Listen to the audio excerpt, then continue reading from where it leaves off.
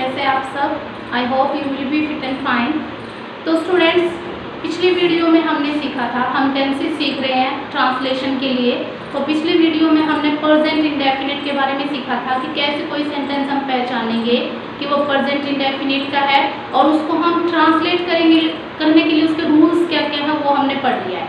आज हम पढ़ेंगे पास्ट इंडेफिनिट और फ्यूचर इंडेफिनिट।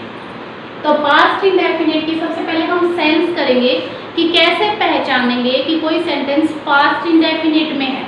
जैसे कि प्रेजेंट इंडेफिनिट में हमने पढ़ा है कि सेंस होती है ता है, ते है, ती है, और पास्ट इंडेफिनिट की सेंस है ता, था, ते, थे, ती, थी। क्योंकि ये पास्ट है तो इसलिए था ऑब्वियसली यूज होगा, तो इंडेफिनिट है ता, था, ते, थे, ती, थी, या फिर आ, ए, ई की आवाज आ जाती है लास्ट में, तो वो सेंटेंस पास्ट इंडेफिनिट का होता है।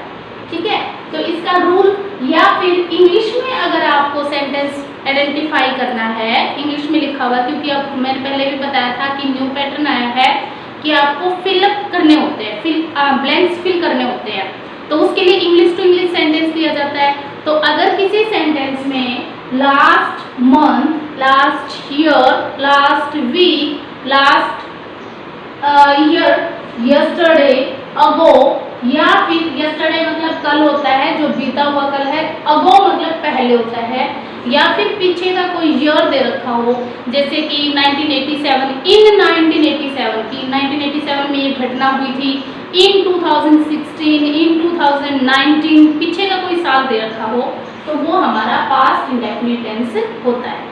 ठीक है, अब हमने सेंटेंस तो आइडेंटिफाई कर लिया कि ये पास्ट इंडेफिनिट का है।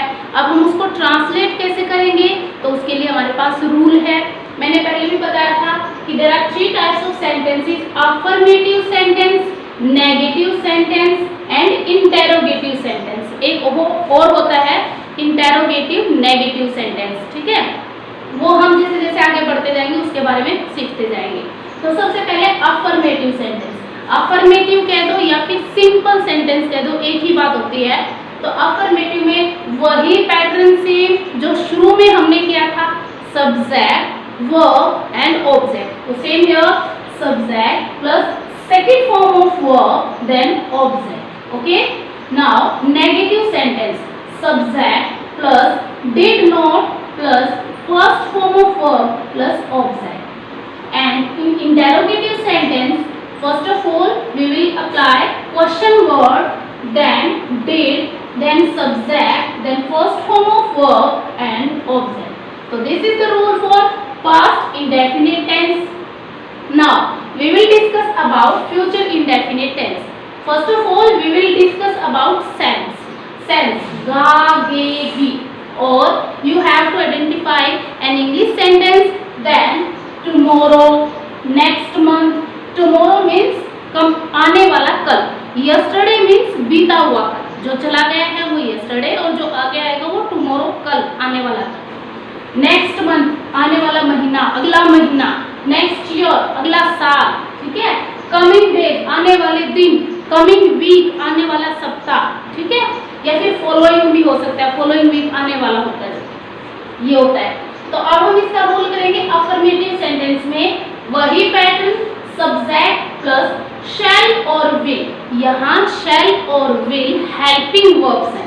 Okay, and first form of verb यहाँ मेन वर्ब है, plus object. In negative sentence, subject plus shall और will plus not plus first form of verb plus object. And in interrogative sentence, question word plus shall और will plus subject plus first form of verb then object and at last question.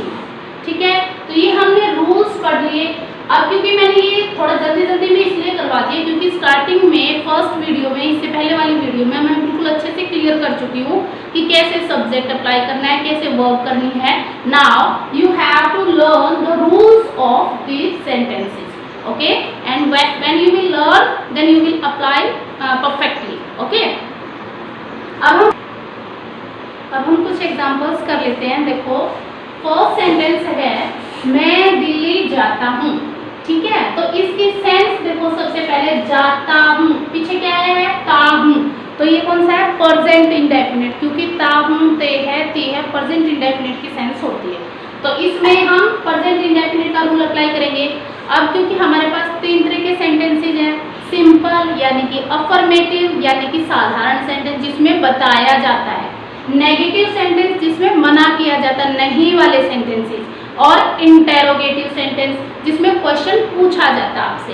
तो ये किस type का sentence है, affirmative sentence. तो इसको translate करेंगे हम, तो इसके लिए क्या रूल है अफर्मेटिव सेंटेंसेस के लिए, subject plus first form of verb plus S और ईएस प्लस ऑब्जेक्ट, ये हमारा रूल है। तो हमें इस रूल को फॉलो करना है, वो हमारा गलत नहीं होगा सेंटेंस कभी भी, ठीक है। तो सबसे पहले लगाएंगे हम सब्जेक्ट। सब्जेक्ट क्या है, कौन जाता हूँ, मैं, तो मैं की इंग्लिश हो जाएगी आई।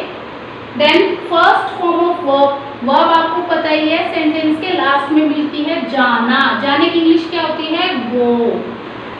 अब एस और ईएस, क्योंकि हमारा सब्जेक्ट प्लूरल में काउंट होता है, आई प्रेजेंट टेंस के अंदर प्लूरल में काउंट होता है, तो प्लूरल के साथ एस और ईएस नहीं लगेगा, यानी वर्ब के साथ एस और ईएस नहीं लगेगा, only first form of verb. तो आई गो हो जाएगा, फिर सब्जेक्ट हो गया, वर्ब हो गई, और इसको हम ऑब्जेक्ट में काउंट करेंगे। तो आई गो टू दिल्ली, ठीक है। तो ये हमारा आई गो टू दिल्ली इंग्लिश में ट्रांसलेट हो गया। नेक्स्ट सेंटेंस, मैं कल दिल्ली गया। अब इसको इसकी सेंस को पहचानो, गया, गया मतलब आ की आवाज आगे पीछे, तो ये कौन सा होगा, पास्ट इंडेफिनिट। तो पास्ट इंडेफिनिट का क्या रूल है, subject plus second form of verb plus object. तो इसको हम बनाएंगे, मैं की इंग्लिश होती है, सबसे पहले सब्जेक्ट लगाएंगे, कौन गया, मैं की इंग्लिश होती है आई, ठीक है। फिर second form of verb, verb क्या है, गया यानी जाना, जाने की इंग्लिश होती है वेंट। गो होती है फर्स्ट फॉर्म, सेकंड फॉर्म होती है went, I went to Delhi, ठीक है। और क्या बच गया हमारा, कल, कल की इंग्लिश हम लास्ट में लगा देंगे यस्टरडे,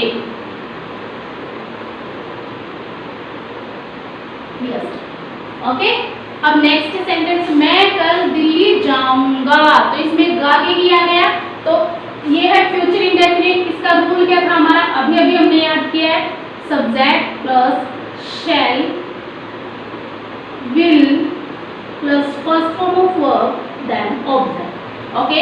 तो सब्जेक्ट क्या है हमारा, मैं की इंग्लिश होती है आई, फिर शैल और विल। ये ध्यान दो कि आई और वी, तो अब हम करेंगे आई और वी यानी फर्स्ट पर्सन, यानी फर्स्ट पर्सनल प्रोनाउन का फर्स्ट पर्सन हो तो शैल लगाते हैं हम उसके साथ हेल्पिंग वर्ब, और सेकंड और थर्ड पर्सन हो तो हम विल लगाते हैं, ठीक है। तो आई के साथ हम क्या लगा देंगे, शैल, आई शैल गो टू दिल्ली टुमारो। कल कौन सा, आने वाला, तो कल की इंग्लिश होगी टुमारो। यहाँ कल कौन सा, बीता हुआ, तो बीते हुए की इंग्लिश होगी yesterday, okay. Now next sentence, मैं रोज सैर करने जाता हूँ, तो वही रूल अप्लाई करो, जाता हूँ आ गया प्रेजेंट इंडेफिनिट, तो सबसे पहले सब्जेक्ट मैं की इंग्लिश होती है आई, फिर फर्स्ट फॉर्म ऑफ वर्ब जाना, जाने की इंग्लिश होती है गो, फॉर करने के लिए, सैर करने के लिए I go for, morning walk, I go for walk, daily, रोज की डेली,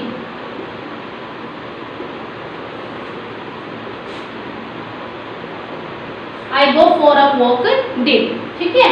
इसमें पास्ट में बनाएंगे वही same, I went for a walk daily. देखो जाता था, भाई उसकी हैबिट हो सकती है, पास्ट में उसकी आदत हो, ये प्रेजेंट में आदत हो सकती है और ये पास्ट में आदत हो सकती है, इसलिए वेंट हमने सेकंड फॉर्म लगा दी कि पहले जाता था अब नहीं जाता वो। और मैं सैर करने जाऊंगा तो आई शैल गो फॉर अ वॉक, यहाँ डेली नहीं आएगा क्योंकि रोज नहीं है, तो आई गो फॉर अ वॉक, समझ आ गया? इस तरह से हम कंपैरिजन करके रूल्स याद कर सकते हैं। ऐसे ही सेंस कर सकते हैं, जैसे कि प्रेजेंट इंडेफिनिट की क्या सेंस होती है, पास्ट इंडेफिनिट की क्या होती है, फ्यूचर की क्या होती है। इस तरह से तीनों को साथ साथ लेके चलना, तीनों का कंपैरिजन करना, सिंगल को कभी भी लर्न मत करना। उसी तरीके से प्रेजेंट इंडेफिनिट का क्या रूल होता है अफर्मेटिव का, फिर उसके साथ पास्ट इंडेफिनिट का क्या हो जाता है, क्या चेंजेस आ जाते हैं, फ्यूचर में क्या चेंजेस आ जाते हैं, वही नेगेटिव में क्या होता है, तीनों के नेगेटिव को कंपेयर करना, तीनों के इंटेरोगेटिव को कंपेयर करना, तो इजीली आपको लर्न हो जाएगा। ठीक है। और घर पे ऐसे ही सेंटेंसेस लेना, किसी से पूछना, खुद सोचना अपना सेंटेंस और उसको ट्रांसलेट करने की कोशिश करना। और एक सबसे जरूरी बात यह है कि आपको रूल फॉलो करना है, सबसे मेन बात यह है। ऐसे नहीं है कि एकदम से बनाने लग जाते, क्योंकि ये आदत होती है। जैसे कि एक सेंटेंस होता है, मैं स्कूल जाता हूँ, मैं स्कूल जाता हूँ। ये सेंटेंस आप लोगों से बहुत बार पूछा जाता है और आप लोग इसकी क्या इंग्लिश बनाते हो, I am go to school, जो कि रॉन्ग होता है। क्यों होता है? ता है, ते है, आया है, तो प्रेजेंट इंडेफिनिट का होगा। प्रेजेंट इंडेफिनिट में कहीं भी एम लिखा है, आपका रूल में है इज एम आर, नहीं है ना, तो आपको ये एम अप्लाई नहीं करना है।